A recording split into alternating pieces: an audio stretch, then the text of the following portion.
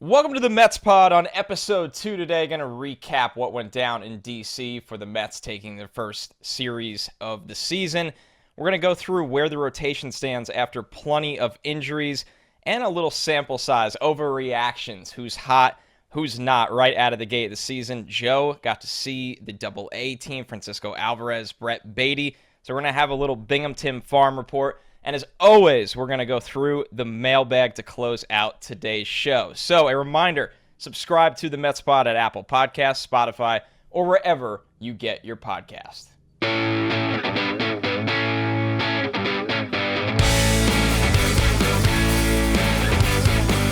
What's up, everyone? Welcome to episode 2 of the Mets Pod. I'm your host, Connor Rogers, joined as always by my co-host, Joe DeMayo, and very, very excited for SNY MLB insider Andy Martino to be joining us on today's show. So let's waste no time before we get into the Mets' interesting start to the season, a bit of a roller coaster here out of the gate.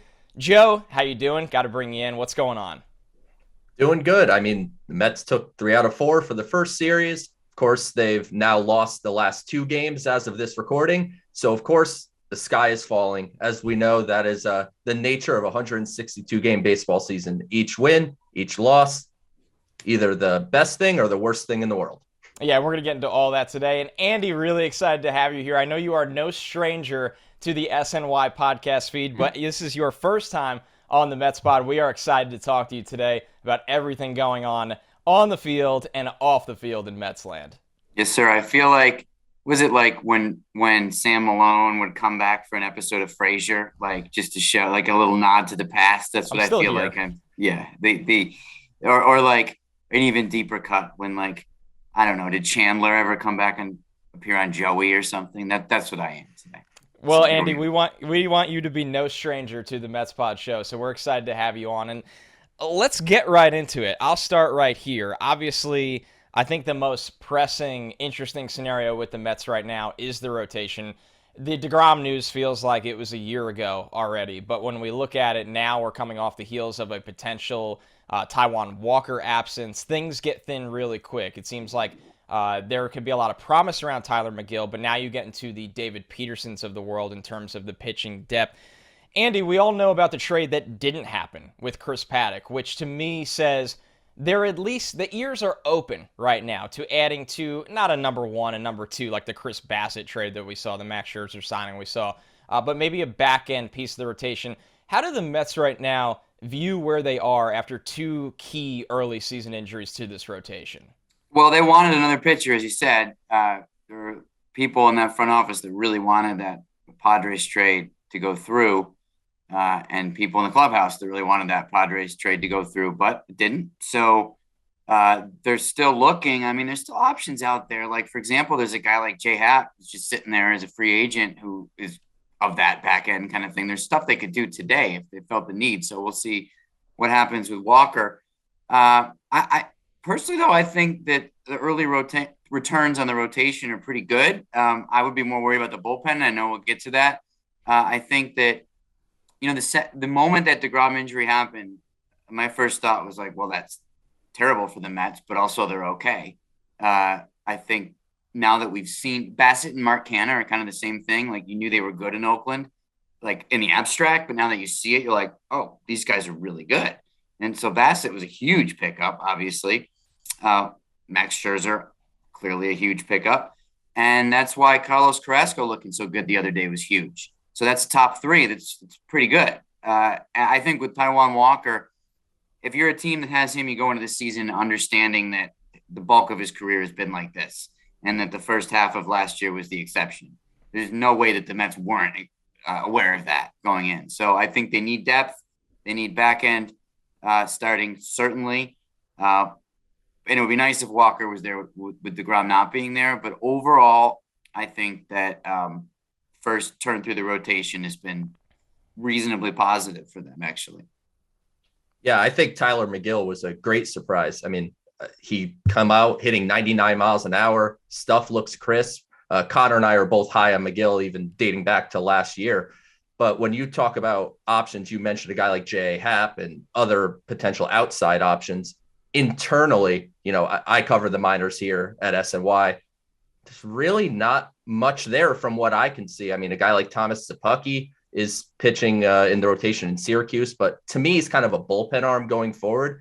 Is there anything from talking to people in the organization? Is there someone that I'm missing that can be sort of immediate starting depth? I mean, they lost Adam Oller in the trade for Bassett, which obviously is looming large, but that was kind of their next guy up, I thought. If there's somebody out there, Joe, you would have heard of them. If anyone on earth would have. So you asking me that question is the wrong order of things. But no, I agree with you. Obviously, Megill and Peterson are the best they have in terms of depth. And Peterson, I think the current regime thinks is a little fringier than the Brody regime did. And maybe that's just because of performance last year. And he obviously made a case for himself in his, I say last night as we taped this, but in game one in Philly, pitched very well out of the bullpen. The Mets had Paddock ahead of Peterson, which is one of the reasons why they wanted to make that trade. They understood that Paddock was a guy. They were probably going to option him if they got him, by the way. I don't know if that's understood. Just a depth piece.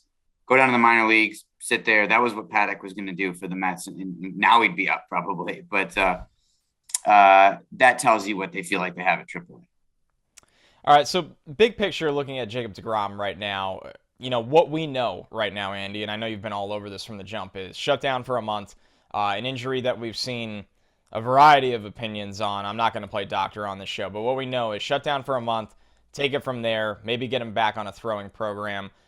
I don't want to throw a timetable at you, but do you think now that they've acquired Bassett, they've signed Scherzer, the Taiwan injury can throw a wrench into this completely, but that they feel they can tread water before the break where they're not going to push it with deGrom and try to get him back when they're at least in the hunt, and June, July, maybe even late July, a situation where they look at it and go, we need this guy for the stretch run. We need to be overly cautious in this scenario with what we've seen for over a year now.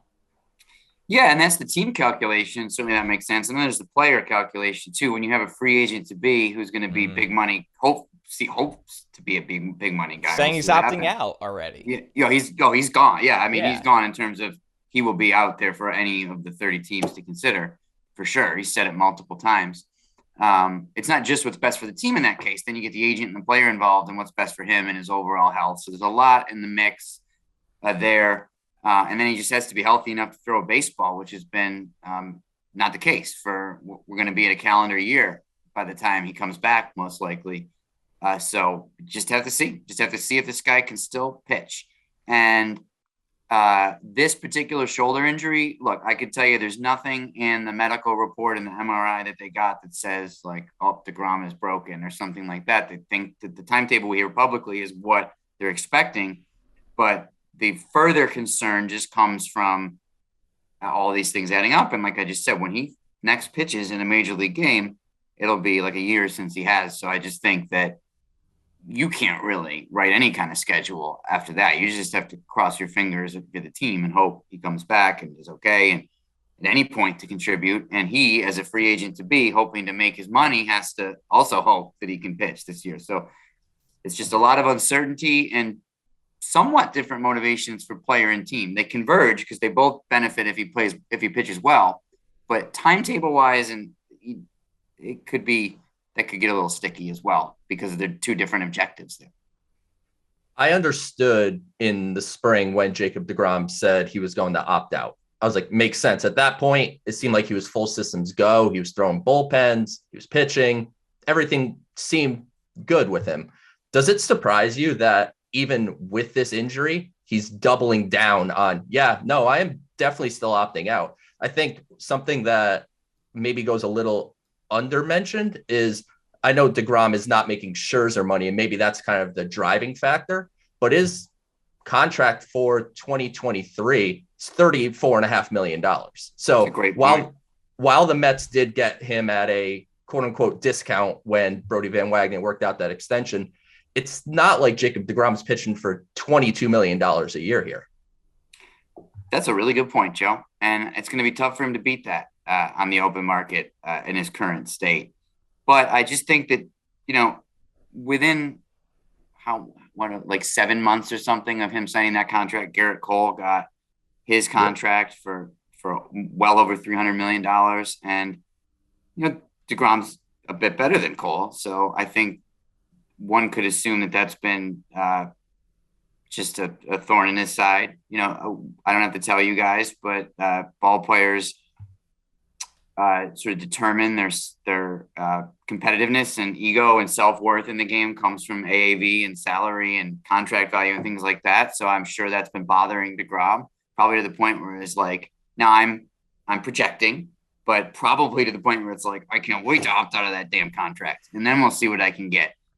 So that's probably just the driving force. I think it's a curious thing to announce, and I'm not alone in that in the industry, because you don't know. Even announcing it in spring when you're healthy almost seems like it's tempting fate or something. Even if he's planning that privately, why not just say like, hey, we'll see what happens, and lie to us? They lie to us all the time. Why tell the truth at that particular instance? But he did. I was at Yankee camp when he said he was going to opt out, and there were Yankees, knowing I cover the Mets, were like, why did he – literally were asking, like, why did he do that? Why would you do that now? And I'm like, maybe he wants to pitch somewhere else. Maybe he wants to opt out. Maybe he wants to leverage the Mets. I don't know. These are all questions, but it was interesting. Yeah, I think that last point is really interesting, just leveraging, sending a bit of a message at that point. And when you view yourself as the best in the game, you always want to be the guy to reset the market. Andy wanted to take this a different direction. Obviously, you were down in spring training. Joe and I were not. Everything we've heard, and you could hear it on the broadcast when Keith talks, Gary talks, Gelbs, anybody, there's just been a different vibe around Buck. And, of course, a couple blown losses can change that with the fans really quickly. But the overall vibe at spring training was that things were different this year. There was a bit more of a veteran presence, and that's going to happen when you have Scherzer, Escobar, guys like that on the actual team playing the games. But with Buck, it felt like even the preparation going over the rules was something that surprised a lot of people. What's been the overall difference? You seeing different regimes for the Mets now going to a long-time veteran manager in Buck Showalter? Well, I think it's a good fit in that, Gary Cohen said on the broadcast on Monday, a stat that I didn't realize. The Mets have the oldest roster in the major leagues right now. So that's a good team for Buck Showalter in the sense that the questions about him and his leadership style sometimes come with younger players. He can be tough, which isn't always a bad thing, but I think he's a good fit for a veteran roster. He's a good fit for a veteran roster that felt in some cases like they won the World Series in 2019. I know that's a little harsh, but there was this sense of like, hey, we're a young core and we're awesome, and Buck's and like drilling them. I'm like, no. Yeah. He's not saying you haven't accomplished anything yet, but that toughness is like, if there was any complacency with the players who remained from 19, Showalter's good about that and just being a hard driving guy every day. One thing I would caution is beware of like, not to you guys, but to our listeners, beware of like early season narratives. Like there was an early season narrative last April that Francisco Lindor was a great leader. How'd that go for the rest of the season? So I think that a lot of things can look rosy in spring training and through a good first series of the year. Let's see how it plays out. I think Showalter's a guy that's going to win them some games and will probably go great. But I always say like, any of these like things are great. It'd be interesting to go back on like all the things are great storylines coming out of any given spring training. So we'll see how the long season proceeds. I don't mean to sound over. It's an objective comment, not a negative one. No, it's the truth. Wins and losses, they're going to dictate the narratives around the team, and that's justified. That's the way it goes. So, and we are in the regular season right now. So the good vibes from spring training will carry over if the team wins, and there'll be questions if they lose. But go ahead, Andy. I'll say this on the other side of the spectrum too. Like I was at spring, I had left before by the time deGrom was hurt and Smith wanted to be traded, the whole thing. So you missed the chaos. Things got a little weirder at the end, but I really noticed a better, more professional, more contented kind of vibe in the camp when I was there a week or two prior to that. And I spent a good amount of time there. I was just gone by the end. I think one thing that helps is that the players feel that in Billy Eppler, they have a GM who is kind of a baseball guy too. Zach Scott was a really good GM. I think he would have been great. Actually, I think he would have been really great. And it's really a shame what happened. But Eppler's like a little bit more of a mixed background as like a pro scouting director and like little like background, a little bit more of a field guy. And I think that the players felt like the vibe on down was less analyticsy and more like balanced. Whether that's fair to the previous regime or not is a whole different conversation. I'm just telling you what the players seem to think. And I think without getting into things that are going to cause Twitter wars, I think that they're the personnel right now is very positive and good compared to some previous years. I think that they have a good mix of guys. Buck's the right manager for them, and they have the right GM to set a good tone. So I felt some real good stuff there at spring, I want to say. Andy, it's been awesome having you on. We know you will not be a stranger to this podcast, and we're really happy to hear that. So SNY insider Andy Martino, I know it's going to be a very, very busy year for you in Mets and Yankee land, so thanks so much. All right, Connor and Joe, thanks. Good job so far. All right, always great to hear from Andy Martino. Always has the great pulse of what's going on in Mets land. Just a reminder, you are listening to the Mets Pod.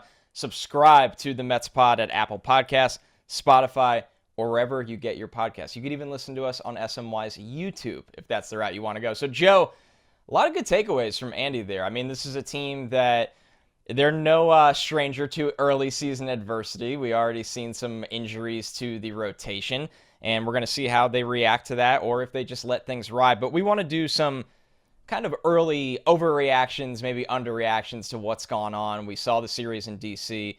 Obviously, now they're down in Philly. A tough loss in game one, blowing it in the 8th inning yet again. So let's start right there, Joe. Let's get into the bullpen. I think this is my first overreaction, way too early overreaction. I think, to be fair, this has been a concern since we've seen Aaron Loop walk in free agency. He had a dominant year last year, and whenever you lose somebody that was, quite truthfully, your most reliable, your best reliever, one of the best relievers in all of baseball, it's going to be hard to necessarily replace that guy's production, replace that guy as a stopper every single night. It felt like he pitched almost every single night. So I think the bullpen has to be a concern right now. I think that they've made an interesting, maybe a bold trade by sending Miguel Castro. I know they were looking for lefty reliever help, but you have to wonder if Chasen Shreve might be that option anyway.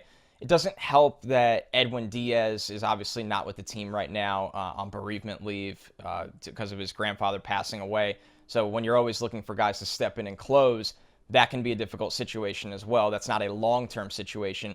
But I don't worry about necessarily the 9th inning, Joe. I know a lot of Mets fans have. I know you are not one of them.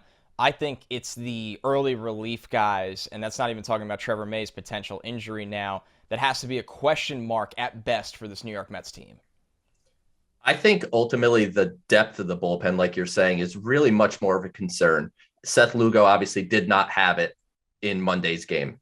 It's going to happen. These guys are going to come in and they're just not going to have it one day. So Lugo got beat up on Monday. I certainly don't expect that to be what we see from Seth Lugo throughout the whole year. So that's really kind of a small sample. Just that day wasn't his day. But to your point, they seemed like they were interested in lefty relievers all offseason, and they never really did anything there. I mean, Chasen Shreve was a minor league deal until they traded for Joely Rodriguez. Alex Claudio was on a minor league deal. So they were planning on 2 minor league deals to replace their most consistent reliever from last year.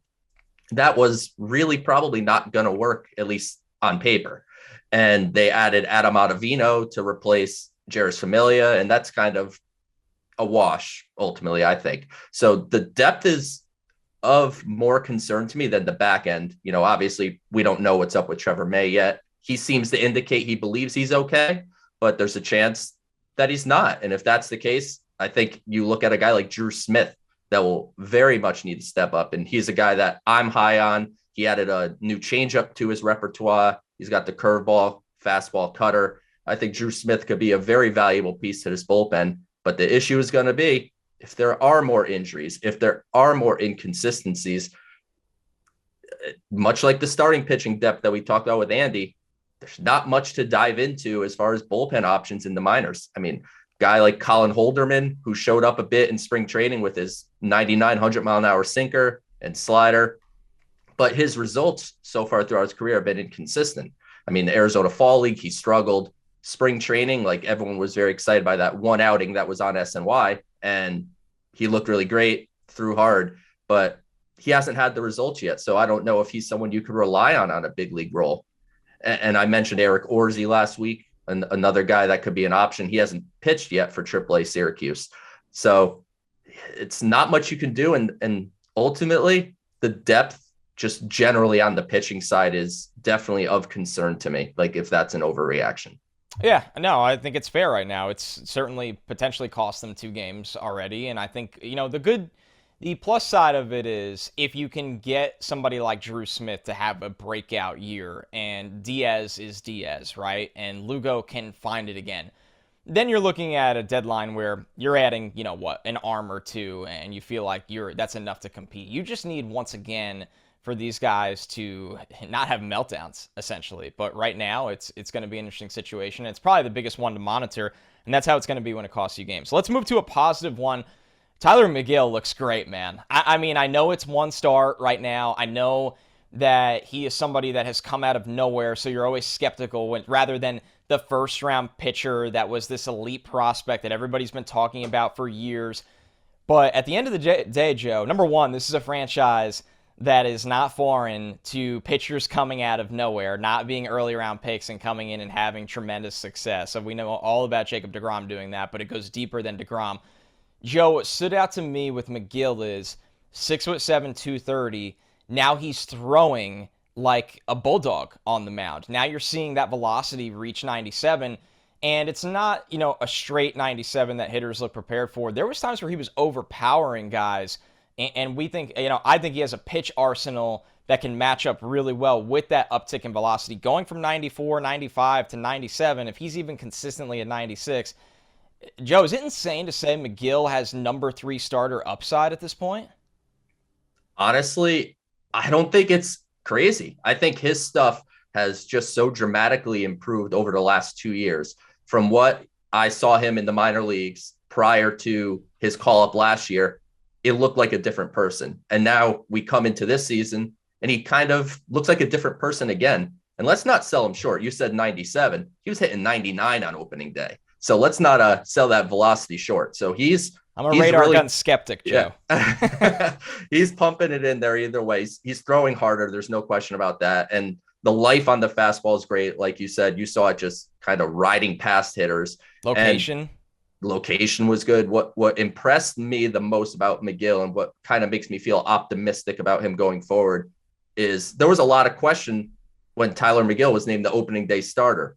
He struggled a little bit in his second half last year. Is he a guy that can take on the pressure of opening day, which, it's obviously it's 1 of 162 ultimately. Big drip, baby. But we know that opening day is a big deal and these pitchers value it. But he said before that it was, just another game. And when you saw him on the mound, it sure looked like he was treating it like just another game. I saw no vibes that he was nervous. He wasn't overthrowing. To me, he looked like a guy that was ready and primed for that moment. And I think he's made for New York. I don't know how else to put that. It certainly seems that way, and we got to hope that continues. All right, looking at the lineup, we've been hoping for this bounce back. You and I have talked about this since last season ended. This guy just needs to get healthy and needs to get back to the approach that he used when he was a 300-plus hitter. It's Jeff McNeil, 7 for 16 with a home run in the opening 4-game series, Joe. You see him play second base. You see him play left field. You got to love the defensive versatility. And he's athletic out there. He's not just a glove out there. It's not just the type of position versatility where you shrug your shoulders and go, oh, okay, cool. We could survive with him there. There's upside to him in the field. If Jeff McNeil can get back to being a contact hitter, use every side of the field, and just be a table setter, not always try to hit the home run, which I know it was a 4-game series, not a full month sample size. But this would be a total game changer for the lineup, Joe, and a situation where I don't know how much longer he'd be batting down at the bottom of the order around 7th.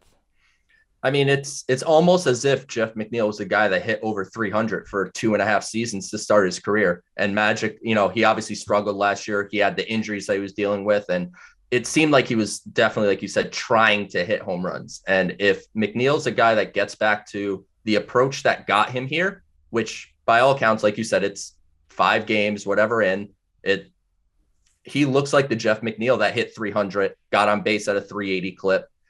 Maybe even if he doesn't replicate those stats, if he's closer to even if he's a 280 hitter that gets on at a 350, 360 clip, that's a guy that, like you said, won't last at number 7, number 8 in the order for long, he's going to force his way up the lineup. So all good things from Jeff McNeil. I think he was kind of the most obvious bounce back candidate of all time. And early returns suggest we're getting Jeff McNeil back.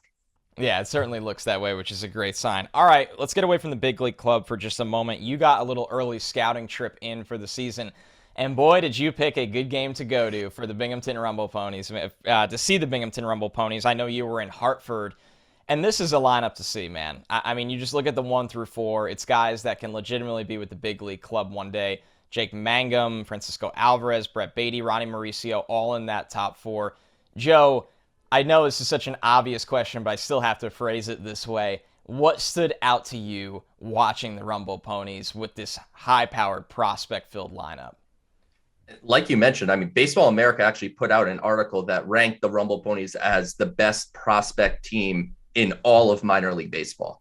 Just because the fact they have, like you said, Francisco Alvarez, Brett Baty, Ronnie Mauricio, who, depending on where you read, those are all top 50-ish prospects in baseball. What stood out to me, Brett Baty's first at bat comes up, and I take out my phone so I could, record each pitch and hopefully not miss something.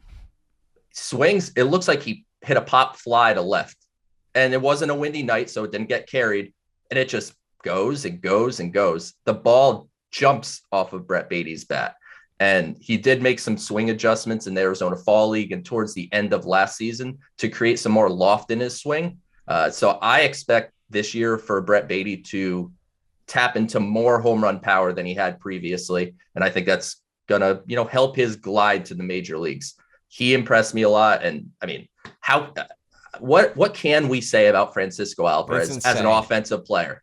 I mean, this is the youngest player in the AA Eastern League who's hitting the ball consistently over 100 miles an hour exit velocity. He homered the first 2 games of the series, and the first one, which I saw on opening night, I timed it on my video that I took 3 seconds to get out of the stadium to reach the seats from the plate. So this is true 70 grade power. Like Francisco Alvarez on the offensive side of the ball he's simply a dude, which excites the fans. And I've gotten many tweets. When can Alvarez be up in the big leagues? I would be stunned if it happened this season. He has a lot of room to grow defensively. That's not a knock, because as I mentioned, youngest guy in the Eastern League. He's 20 years old. Catchers take a little longer to develop than most positions. And when you watch him defensively, he has the action. So it's not like he's inept back there or doesn't know what he's doing. He's got a good throwing arm, but he's very stabby. I think it's kind of the best way I could describe it. He's not so naturally receiving the pitches. It's like he's reaching out and trying to grab everything. So it's a little stabby. So he has some room to grow, but he's a tireless worker, and I'm confident that he's going to get there. And, he may not win any Gold Gloves behind the plate, but I think he's going to make himself into, a league average catcher. That's maybe like a tick below average receiving and above average throwing. Kind of makes you, I guess, overall average. And briefly, I just want to touch on the opening day starter, Jose Butto, who I ranked number 10 in the system in my latest top 20 for SNY.TV. Looked really good. I mean, he's not an overpowering velocity guy. He'll sit 93, 94. He touched 95 a couple times, but he has a devastating changeup. It's the best changeup in the system. Swing and miss. Just had hitters looking foolish kind of all night while he was pitching. And what stood out to me was higher usage of his curveball. And that's the pitch that's going to stand between Jose Butto being a big league reliever with the fastball changeup and being a big league starter with the 3-pitch mix.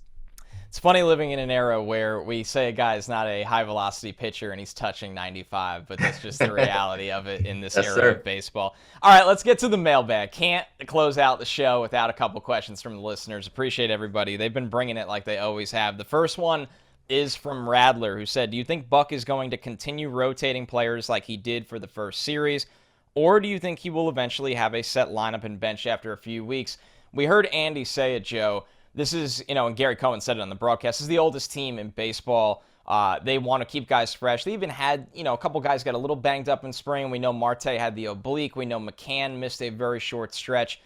They want to keep guys fresh. This is an older team. And Buck comes out and says it over and over again. I want guys to stay locked in. I want guys to play. He doesn't want anybody getting too cold on the bench. And another thing, and we've talked about the analytics infusion with this franchise for a long time now, Joe, at least for the last, 2 years.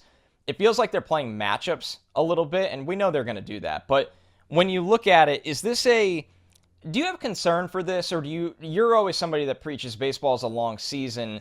Do you like that there's not really the panic in Buck that we got to go out and put our A-plus lineup out there every day and win every game in April?